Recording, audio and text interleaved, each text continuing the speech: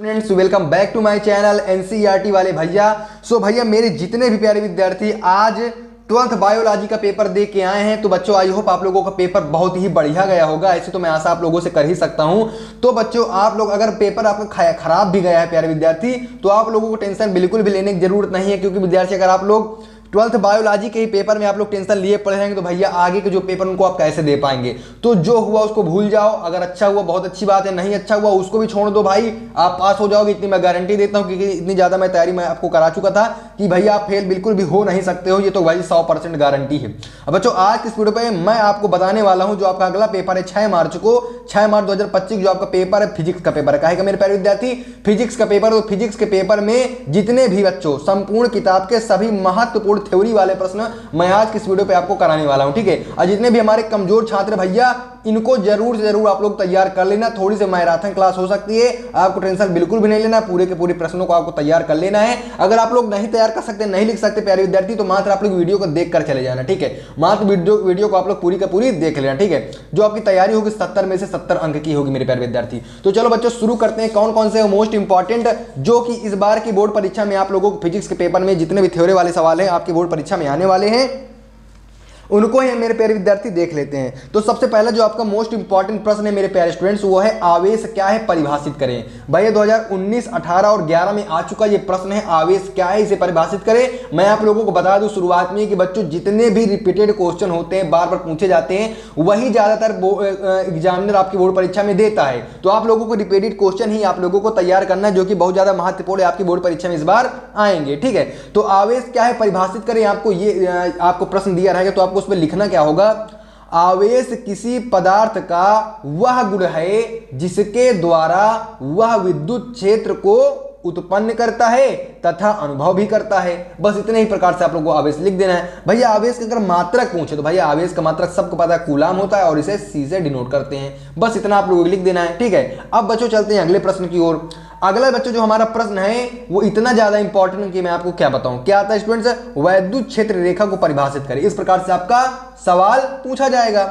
2018 में, 15 में, 12 में ये प्रश्न पूछा जा चुका है। तो आपको इसमें मेरे प्यारे विद्यार्थी लिखना है, किसी आवेश के चारों ओर विद्युत क्षेत्र रेखा एक काल्पनिक रेखा होती है जिसके किसी भी बिंदु पर खींची गई स्पर्श रेखा उस बिंदु पर विद्युत क्षेत्र की दिशा को बदलती है। बस इस प्रकार से आप लोगों को विद्युत क्षेत्र रेखा पे लिख देना है। अगला जो आपको मेरे प्यारे विद्यार्थी अगला जो हमारा प्रश्न आता है वो बहुत ज्यादा इंपॉर्टेंट है। दो विद्युत क्षेत्र रेखा एक दूसरे को प्रतिच्छेद नहीं करती, ऐसा क्यों नहीं करती भैया, ठीक है। यानी कि दो विद्युत क्षेत्र रेखा एक दूसरे को क्यों प्रतिच्छेद नहीं करती। 19, 17 और 10 में पूछा जा चुका है। 2019 में आया बच्चों यही प्रश्न है, यही सेम प्रश्न 2017 में आया और सेम प्रश्न 10 में भी आया, जहां तक मैं जानता हूं। बाकी बच्चों ये रिपीटेड क्वेश्चन है, हर बार की बोर्ड परीक्षा में ऐसे प्रश्न आते रहते हैं। तो आपको इस पे लिखना क्या है, ध्यान से सुनो, गौर से सुनो, आप लोगों को सिर्फ सुनते सुनते ही याद हो जाएगा। क्या आपको लिखना है, अगर दो विद्युत क्षेत्र रेखा एक दूसरे को एक ही बिंदु पर दो स्पर्श प्रतिच्छेदित करेंगी तो उस बिंदु पर दो स्पर्श रेखा खींची जा सकती है। और हम लोग जानते हैं कि विद्युत क्षेत्र रेखा के किसी भी बिंदु पर खींची गई स्पर्श रेखा उस बिंदु पर विद्युत क्षेत्र की दिशा को बताता है, ठीक है। इस प्रकार उस बिंदु पर विद्युत क्षेत्र की दो दिशा होंगी जो भौतिक रूप से संभव बिल्कुल भी नहीं है, इसलिए विद्युत क्षेत्र रेखाएं एक दूसरे को प्रतिच्छेदित नहीं करती हैं। बस इस प्रकार से आप लोगों को लिख देना है, ठीक है। एक बार आप लोग या तो वीडियो देख लो या तो एक बार इस प्रश्न को स्क्रीनशॉट कर लो, पढ़ते रहो, ठीक है। तो बच्चों चलते हैं अगला जो हमारा प्रश्न आता है जो कि बहुत ज्यादा इंपॉर्टेंट प्रश्न है। ये भैया आपकी स्क्रीन पर आ गया। प्रश्न क्या कह रहा है मेरे प्यारे स्टूडेंट्स, प्रश्न हमारा चौथा है, वो कह रहा है आवेश के गुणों को लिखो, ठीक है। आवेश के गुणों को लिखो 2008, 9, 12 में पूछा गया। पुराना प्रश्न है लेकिन भाई इंपॉर्टेंट प्रश्न है, ठीक है। आवेश के गुण कौन कौन से होते हैं, तो आपको क्या लिखना है मेरे प्यारे स्टूडेंट्स।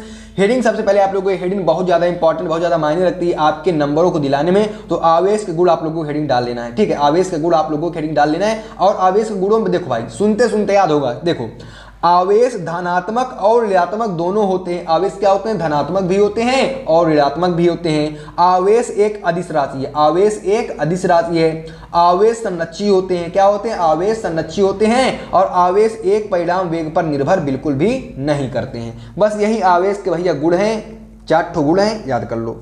इसके बाद ये भैया आ गया, ये हमारा आ गया, क्या आ गया, आवेश का क्वांटीकरण क्या है। आवेश का क्वांटीकरण क्या है, 2018, 15, 12 में ये ज्यादातर पूछा जा चुका प्रश्न है, ठीक है। तो देखो, आवेश का परिणाम इलेक्ट्रॉन का पूर्णांकी गुणज होता है, इसे ही आवेश का क्वांटीकरण कहा जाता है, इसे ही आवेश का क्वांटीकरण कहा जाता है। और आवेश क्या होता है, Q बराबर N, आप लोगों ने पढ़ा हो, Q बराबर प्लस माइनस N, जहां N बराबर 1 2 3 4 5 6 7 8 प्लस में या माइनस में होता है, ठीक है। तो इसका भाई एक छोटा सा कभी कभी आ जाया करता है, क्या आ जाता है भाई, न्यूमेरिकल आ जाता है। तो आप लोग टेंशन बिल्कुल भी नहीं कि न्यूमेरिकल की मैंने वीडियो बना दी है, बाकी और भी जितने भी लेटेस्ट के न्यूमेरिकल है, जितने भी वायरल न्यूमेरिकल है जो कि आपकी बोर्ड परीक्षा के लिए काफी ज्यादा महत्वपूर्ण, तो बच्चों में करवाता रहूंगा, आपको टेंशन नॉट लेनी है, ठीक है, टेंशन बिल्कुल भी नहीं लेनी है। अगला जो आपका प्रश्न आता है भाई, मैं क्या बताऊं, इतना ज्यादा इंपॉर्टेंट है, कूलाम का नियम लिखो। कूलाम का नियम बहुत ज्यादा इंपॉर्टेंट है, हर साल की बोर्ड परीक्षा में आता है, बच्चा जानता है कि हाँ सर जी कूलाम का नियम कितना ज्यादा वेरी वेरी इंपॉर्टेंट ये प्रश्न है। तो आपको कूलाम के नियम पे बच्चों क्या लिखना है, दो आवेशों के बीच लगने वाला आकर्षण अथवा प्रतिकर्षण बल दोनों आवेशों के गुणनफल के समानुपाती तथा दोनों आवेशों के दूरी के वर्ग के व्युत्क्रमानुपाती होता है। और ये 100% बच्चों आपके बोर्ड परीक्षा में पूछा जाने वाला प्रश्न है। इसका जो सूत्र होता है, फार्मूला होता है, इसका मैं आपको मतलब बहुत ज्यादा एक्सप्लेन नहीं करूंगा, बाकी बहुत सारे बच्चों को ये याद भी होगा, जितने कमजोर छात्र हैं शायद उनको ना याद हो, मतलब जिन्होंने साल भर पढ़ाई नहीं की उनको शायद ना याद हो, बाकी कूलाम दादा भैया बहुत ज्यादा इंपॉर्टेंट, ठीक है। F बराबर 1/4πε0 इंटू Q1 Q2 बटा R घाते 2, इसका सूत्र होता है। Q1 Q2 आवेश है, R घाते 2 उनकी दूरी है, ठीक है। F हमारा बल है और 1/4πε0 ये क्या है, ये जो समानुपाती हटा के लगाया जाता है वो है, ठीक है। इसका मान होता है 9 × 10⁻⁹ तो बच्चे इसका वो भी आता है, क्या आता है, इसका न्यूमेरिकल भी आपसे पूछा जाता है। तो आप लोग आवेश कूलाम का नियम भी तैयार कर लो। इसके बाद ये हमारा आ गया, ठीक है।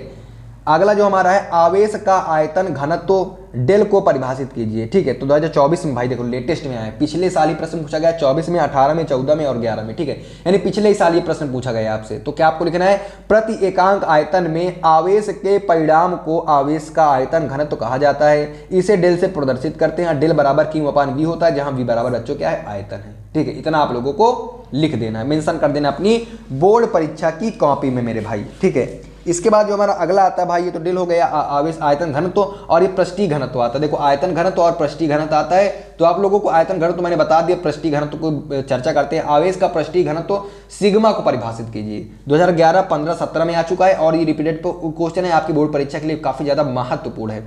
प्रति एकांक क्षेत्रफल में आवेश के परिणाम को आवेश का पृष्ठीय आवेश घनत्व या पृष्ठीय घनत्व कहा जाता है, इसे सिग्मा से प्रदर्शित करते हैं। और आवेश का पृष्ठीय घनत्व होता है सिग्मा बराबर Q/A, जहां ए भैया क्षेत्रफल है, ठीक है। यहाँ पे V आयतन हो गया और यहाँ पे क्षेत्रफल। भाई आयतन घनत्व पूछा तो भाई ये V आयतन हो गया, पृष्ठीय आवेश घनत्व पूछा तो भाई पृष्ठ मतलब क्षेत्रफल होगा कुछ, तो क्षेत्रफल ए बराबर हमारा क्षेत्रफल हो जाता है, बस हो गया। ये आ गया हमारा अगला प्रश्न। अगला प्रश्न मेरे पे स्टूडेंट्स कह रहा है विद्युत क्षेत्र क्या है भैया। विद्युत क्षेत्र भैया है क्या, 2017, 16, 12 में ये प्रश्न पूछा जा चुका है। तो भाई विद्युत क्षेत्र क्या है, सब लोगों को पता है, क्या पता है, किसी आवेश या आवेश के समुदाय के चारों ओर का वह क्षेत्र जहां कोई दूसरा आवेश आकर्षण बल या अथवा प्रतिकर्षण बल का अनुभव करता है, विद्युत क्षेत्र कहलाता है। यानी कि कोई मान लो कोई आवेश है, ठीक है, आवेश, तो उसके चारों ओर का वह क्षेत्र, उसके चारों ओर का वह क्षेत्र जहां तक कोई दूसरा आवेश बल लगा सकता है। क्षेत्र का मतलब यहाँ जैसे ये वाला जैसे क्षेत्र हो गया, ठीक है, मान लो यहाँ तक लगा सकता है तो इसका ये वाला क्षेत्र हो गया, तो वहीं तक उसी को कहते हैं विद्युत क्षेत्र। मान लो आपका कोई क्षेत्र, यानी यहाँ पे मान लो आपका घर है और यहाँ पे आपका द्वार है, तो जो आपका ये द्वार है भाई ये क्या है, आपका ही तो द्वार लगता है, तो ये मान लो आपका क्षेत्र हो गया, तो यही विद्युत क्षेत्र, यानी कि जो आवेश जहां तक आवेश काम करता है वहां तक विद्युत क्षेत्र। इसको समझो, पढ़ो एक बार, ऑटोमेटिक आपको समझ में आ जाएगा। किसी आवेश या आवेशों के समुदाय के चारों ओर का वह क्षेत्र जहां तक मैं आपसे बता रहा हूं कोई दूसरा आवेश आकर्षण बल अथवा प्रतिकर्षण बल का अनुभव करता है, विद्युत क्षेत्र कहलाता है। ये लो भैया याद हो गया। अगला प्रश्न देखते हैं, विद्युत क्षेत्र की तीव्रता। विद्युत क्षेत्र की तीव्रता very very very very important प्रश्न है आपका। विद्युत क्षेत्र की तीव्रता बार बार की बोर्ड परीक्षा में पूछा गया है। तो विद्युत क्षेत्र के किसी बिंदु पर विद्युत क्षेत्र की तीव्रता उस बिंदु पर रखे गए एकांक आवेश या परीक्षण आवेश पर लगने वाला विद्युत बल होता है। अब बच्चों इसे ई से प्रदर्शित करते हैं, ई बराबर F/Q0 होता है, जिसका मात्रक न्यूटन प्रति कूलम होता है। बस इस प्रकार के आपको मेरे प्यारे विद्यार्थी क्या लिख देना है, यहाँ पे आपको विद्युत क्षेत्र की तीव्रता की परिभाषा अच्छे तरीके से लिख देना है। अगला प्रश्न बच्चों देखते हैं, ये हमारा आ गया भैया अगला प्रश्न, ठीक है। अगला प्रश्न देखते हैं, अगला प्रश्न बच्चों काफी ज्यादा महत्वपूर्ण, बहुत ज्यादा इंपॉर्टेंट है। विद्युत विभव, विद्युत विभव की परिभाषा लिखिए, काफी ज्यादा मोस्ट इंपॉर्टेंट प्रश्न है। और बच्चों आपकी बोर्ड परीक्षा में ये प्रश्न, इस प्रकार के प्रश्न तो भैया पूछे जाते हैं, 100% फिक्स होते हैं। तो विद्युत विभव को परिभाषित करें, 17, 15, 12 में पूछा गया। भाई यहाँ पे स्तन पे आप मत जाइए, बहुत ज्यादा इंपॉर्टेंट प्रश्न, इनको तैयार कर लेना, ठीक है। ये ना सोचना सर जी यहाँ पे 3 बार पूछा गया, हटाओ इसको, नहीं स्किप करते हैं। तो एक बार पढ़ लेना यार, पढ़ने से क्या जाता है, थोड़ा बड़ा पढ़ लोगे तो याद रहेगा, आप लोगों को याद रहेगा तो अच्छे तरीके से रिप्रेजेंट कर पाओगे अपने एग्जाम पे। विद्युत क्षेत्र के किसी बिंदु तक एकांक धन आवेश को अनंत से उस बिंदु तक लाने में किया गया कार्य को विद्युत विभव कहते हैं। इसका एसआई मात्रक भाई जूल प्रति कूलाम होता है, या तो इसको वोल्ट भी कहते हैं, वोल्ट भी इसका V बराबर W/Q0 होता है। यानी विद्युत क्षेत्र के किसी बिंदु तक एकांक धन आवेश को अनंत से किसी बिंदु तक लाने में जो कार्य करना पड़ता है उसको विद्युत विभव कहा जाता है भैया, ठीक है। बस याद। अगला आता है भैया विद्युत फ्लक्स। विद्युत फ्लक्स आपकी परिभाषा इसकी बहुत ज्यादा इंपॉर्टेंट है, बहुत ज्यादा इंपॉर्टेंट है, आप लोग याद कर लेना इसको, ठीक है। विद्युत फ्लक्स वेरी वेरी इंपॉर्टेंट प्रश्न। विद्युत क्षेत्र में किसी तल से गुजरने वाली वैद्युत बल रेखा, उस तल का विद्युत फ्लक्स कहा जाता है। या तो आप लोग इस प्रकार से लिख सकते हैं, 2 परिभाषाएं हैं।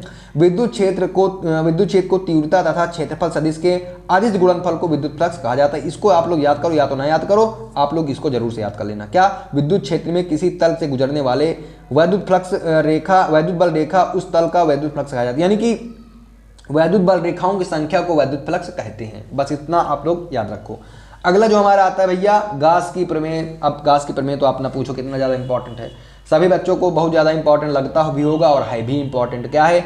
विद्युत क्षेत्र में किसी बंद तल से होकर गुजरने वाले कुल विद्युत फ्लक्स का मान तल के अंदर उपस्थित कुल आवेश का 1/ε0 गुणा होता है और गास का नियम अथवा प्रमेय कहलाता है। यही गास का नियम है और यही गास की प्रमेय।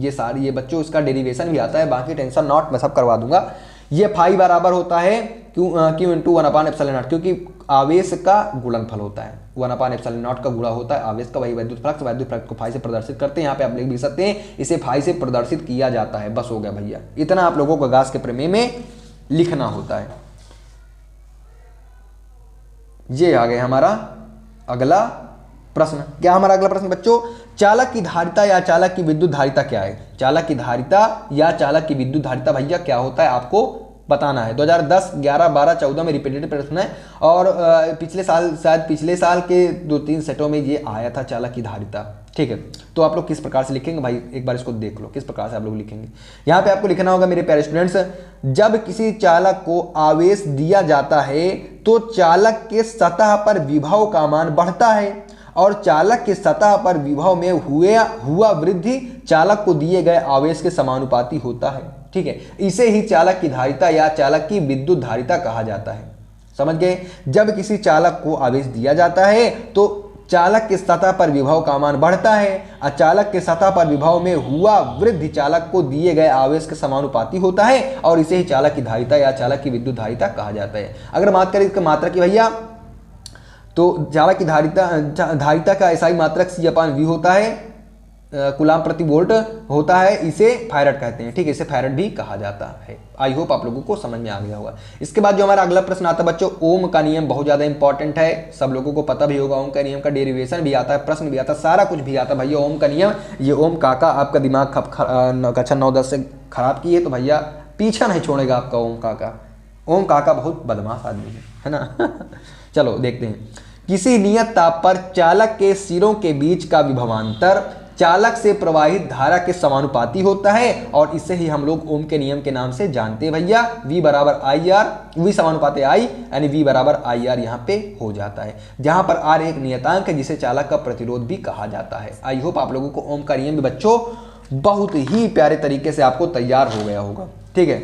अगला जो हमारा प्रश्न आता है भैया, विद्युत वाहक बल इलेक्ट्रोमोटिव फोर्स को परिभाषित कीजिए। तो विद्युत वाहक बल बहुत ज्यादा इंपॉर्टेंट, एक बार इसको भी आप लोग देख लो। सेल के अंदर एकांक धनावेश को निगेटिव टर्मिनल से पॉजिटिव टर्मिनल तक ले जाने में जितना कार्य करना पड़ता है उसे ही उस सेल का विद्युत वाहक बल कहा जाता है, ठीक है।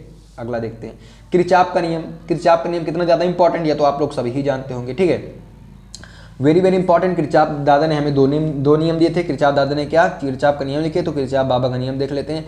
किरचॉफ ने 2 नियम दिए थे, दोनों नियम को देख लेते हैं। किसी भी बिंदु पर मिलने वाली सभी धाराओं का बीजीय योग 0 होगा, ये दिया था। बिंदु की तरफ आने वाली धाराओं को धनात्मक तथा बिंदु से दूर जाने वाली धाराओं को ऋणात्मक लिया जाता है। इसके बाद अगला प्रश्न देखते हैं। प्रतिरोध तथा सेलों के सम्मिलित बंद विद्युत परिपथ में सभी विभवांतर का बीजीय योग शून्य होता है। इसे ही हम किरचॉफ का द्वितीय नियम या वोल्टता का नियम भी कहते हैं। ठीक, किरचॉफ का वोल्टेज नियम भी कहा जाता है। तो आई होप बच्चों आप लोगों को किरचॉफ बाबा का विनियम भी तैयार हो गया होगा। इसके बाद एक प्रश्न और आपसे पूछा जाता है कभी कभी, वाटहीन धारा क्या है? क्या वाटहीन धारा क्या है? तो ऐसी धारा जिसके कारण प्रत्यावर्ती धारा के परिपथ में शक्ति व्यय का मान शून्य होता है, वाटहीन धारा कहलाती है। बस इतना ही आप लोगों को लिख देना। ठीक है, तो बच्चों जितने भी अभी 18 तक मैंने आपसे बताया, बाकी आगे बताता रहूंगा। तो आप लोग चैनल को सब्सक्राइब कर लीजिए और वीडियो को जरूर लाइक करके एक प्यारा सा कमेंट जरूर कर देना। और मिलते हैं किसी एक और मोस्ट इंपॉर्टेंट वीडियो के साथ। तब तक के लिए मेरे प्यारे विद्यार्थी, बाय बाय।